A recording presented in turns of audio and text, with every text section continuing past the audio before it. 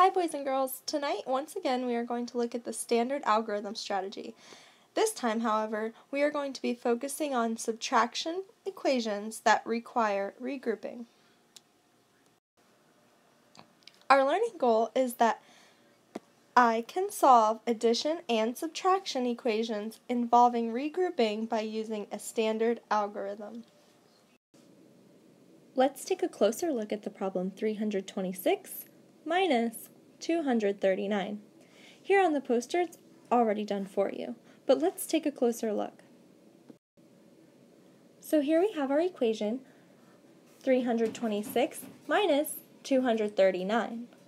I already have rewritten the problem so that the ones, the tens, and the hundreds are all lined up. Now we can subtract, and we always want to start with the ones. So we have 6 minus 9. But if we're starting with 6, can we take 9 away?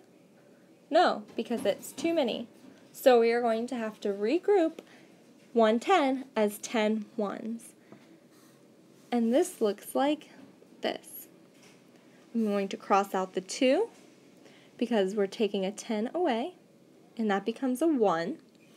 And then I'm going to regroup the 110 as 10 ones over here. So now we have 16 minus 9. And we know that 16 minus 9 is equal to 7.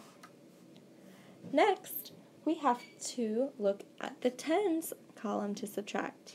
So we have 1 minus 3. But if we're starting with 1, we cannot take away 3 because that's too many. So we are going to have to look to the hundreds place to regroup now. And we are going to group 100 as 10 tens. So that looks like this. I'm going to cross out the 3 and replace it with a 2 because we took away 100, and we are regrouping it as 10 tens. So now in the tens we have 11 minus 3, and that's equal to 8.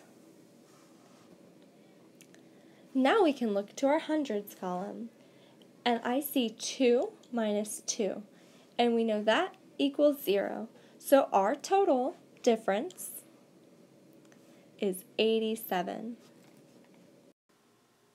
Let's take a closer look. At this time, pause the video and grab a pencil and a sheet of paper so we can try one together. On your paper, go ahead and write the equation 452 minus 273. Remember, boys and girls, when we use the standard algorithm strategy, we must first rewrite the equation, lining up the ones, the tens, and the hundreds column. Go ahead and do that now on your own sheet of paper. Once you've rewritten it, your problem should look like this. Remember that the minuend goes on top and the subtrahend goes on the bottom when you rewrite your subtraction problems. Now we can subtract. Starting with the ones place, we're going to look at it. It says 2 minus 3. But if we're starting with 2, we can't take away 3. So we are going to have to regroup 110 as 10 ones. So I'm going to cross out the 5 because we're taking away 110, and that becomes a 4. And I'm going to add the 10 ones over to the ones place. So now we have 12 minus 3, which is equal to 9. Next, we can look to the tens place to subtract. And we have 4 minus 7. But we can't take 7 away from 4.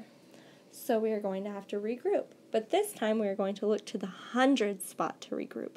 And we are going to regroup 100 as 10 tens.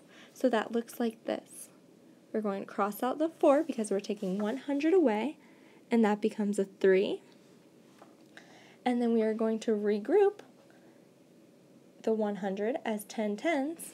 So we're going to bring the 10 tens over here. So now in our tens column we have 14 minus 7, which gives us 7. finally, we can add or subtract the hundreds column. So 3 minus 2 is equal to 1. So our difference is 179. So remember, boys and girls, when using the standard algorithm strategy, you must always follow these steps. First, always start with the ones place. If you need to, regroup.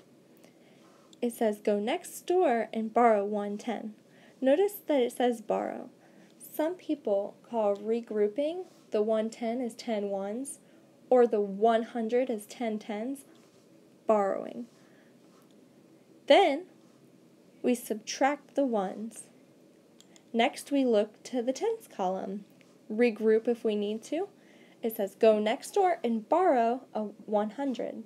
So that just means to regroup 100 as 10 tens. Then finally, subtract the tens, then the hundreds. So that, boys and girls, is how you use the standard algorithm strategy to solve subtraction equations with regrouping. Remember that sometimes you need to regroup more than once. Go ahead and try a few problems on your own on the practice sheets that we gave you in class.